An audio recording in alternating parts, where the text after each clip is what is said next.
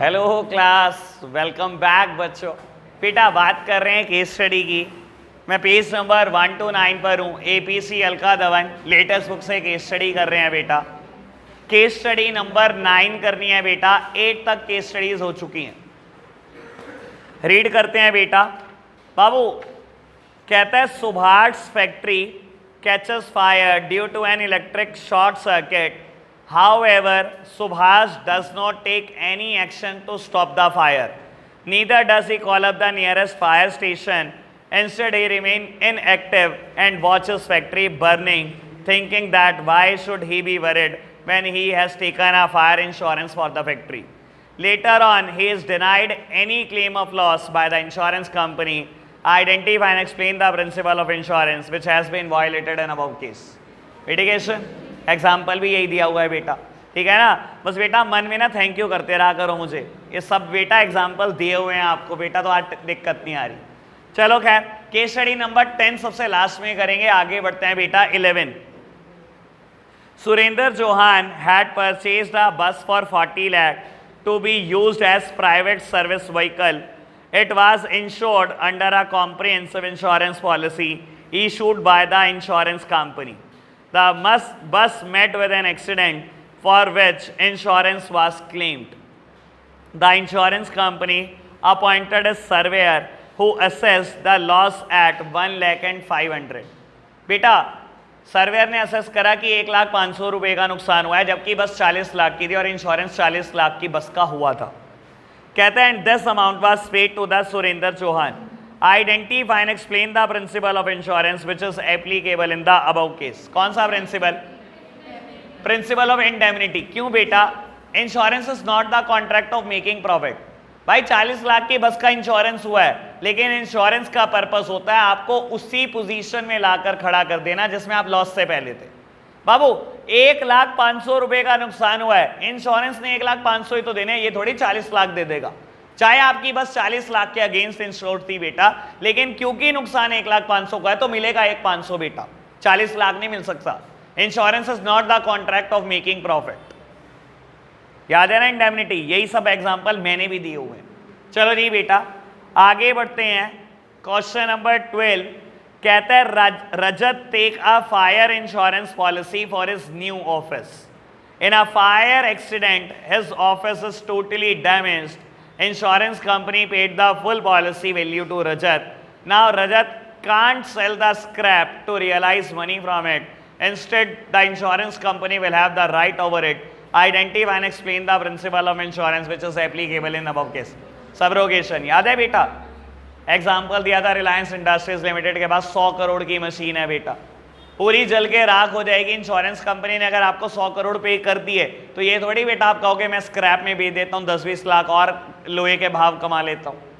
ये अलाउड थोड़ी होता है बेटा। वो होता क्या है बेटा, एक बार आपको आपकी प्रॉपर्टी की वर्थ मिल गई, then this property will vest to the insurance company. Ownership is automatically transfer to the insurance company.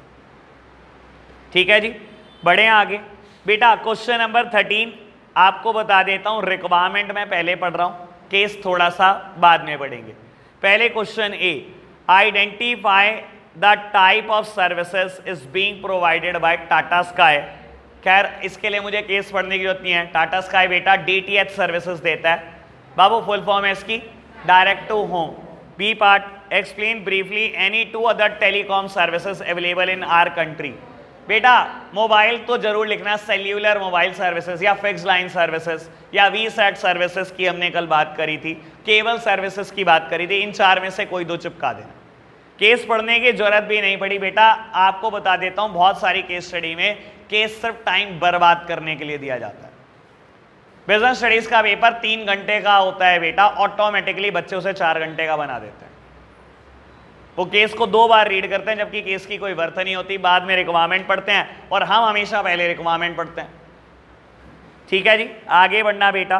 Question 14 बेटा पहले requirement, how is the registered post different from an ordinary mail. कल समझाया था बेटा, बाबू समझाया था आपको बेटा, रजिस्टर्ड पोस्ट का नॉर्मल पोस्ट के साथ डिफरेंस कंपेयर किया था बेटा। नॉर्मल पोस्ट की डिलीवरी बताई थी ना कितने अच्छे तरीके से होती है बेटा। नॉर्मल पोस्ट के को जब आप डिलीवर करते हो तो आपको बताना नहीं होता कि आप किसको देकर आए हो सामान। जब बताना नहीं होता बेटा तो पोस्टमैन भी वैसे ही डिलीवरी करते हैं। और बेटा रजिस्टर्ड पोस्ट, क्योंकि बेटा इसमें एक्नॉलेजमेंट ड्यू करना जरूरी होता है कि आपने पोस्ट किसको दी है, उसके सिग्नेचर करा के कहां लाए हो, दिखाओ। यही डिफरेंस होता है बेटा ऑर्डिनरी पोस्ट और रजिस्टर्ड पोस्ट में। और बी पार्ट कहता है explain briefly any 2 other postal services available in our country. बेटा खैर इसने तो स्पीड पोस्ट की बात कर दी और कुरियर की बात कर दी।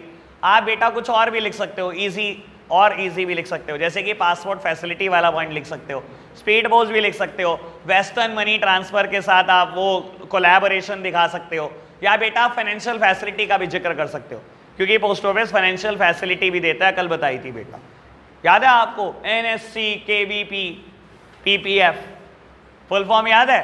पीपीएफ की फुल फॉर्म क्या होती है? Public provident fund. NSC national stock exchange, वो एनएसई होता है, एनएससी। कितनी बड़ाई चल रही है? केवीपी किसान विकास पत्र, केवीपी। एनएससी की full form national national national, 4 बार बोल देने से नेशनल नेशनल ही रहेगा।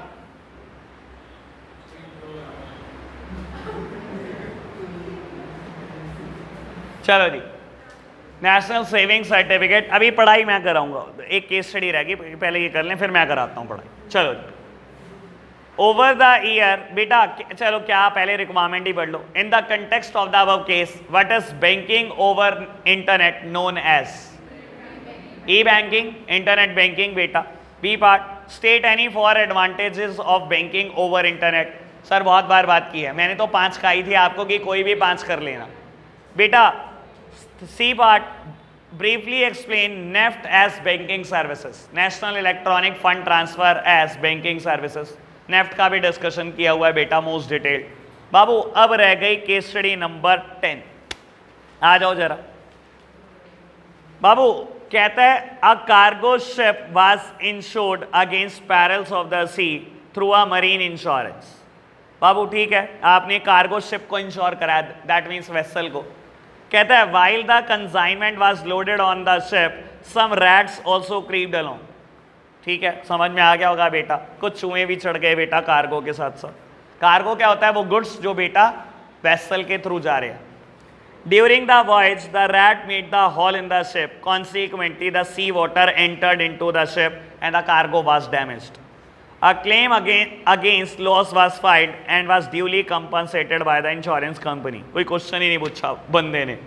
बाबू चलो खैर बात कर देते हैं। अच्छा एक बात बताओ बाबू, रैट्स ने वेसल में हॉल कर दिया, ठीक है ना, और पानी भर गया, पानी से ही नुकसान हुआ जो आपने मरीन इंश्योरेंस लिया। इंश्योरेंस के पैसे मिलने चाहिए? नहीं, नहीं मिलने चाहिए। क्यों?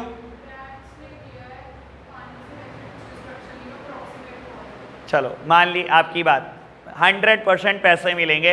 रैट्स के ऊपर कंट्रोल किसका है?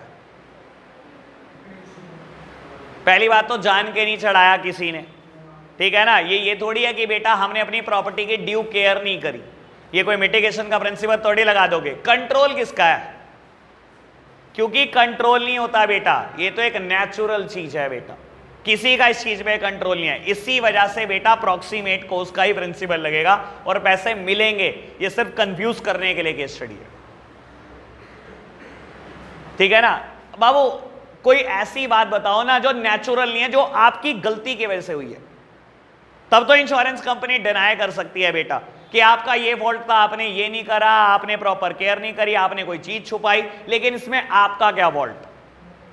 नेचुरल चीज है बेटा, मैन मेड नहीं है, ठीक है ना। It is act of God, और एक्ट ऑफ गॉड पे किसी का कंट्रोल नहीं है बेटा।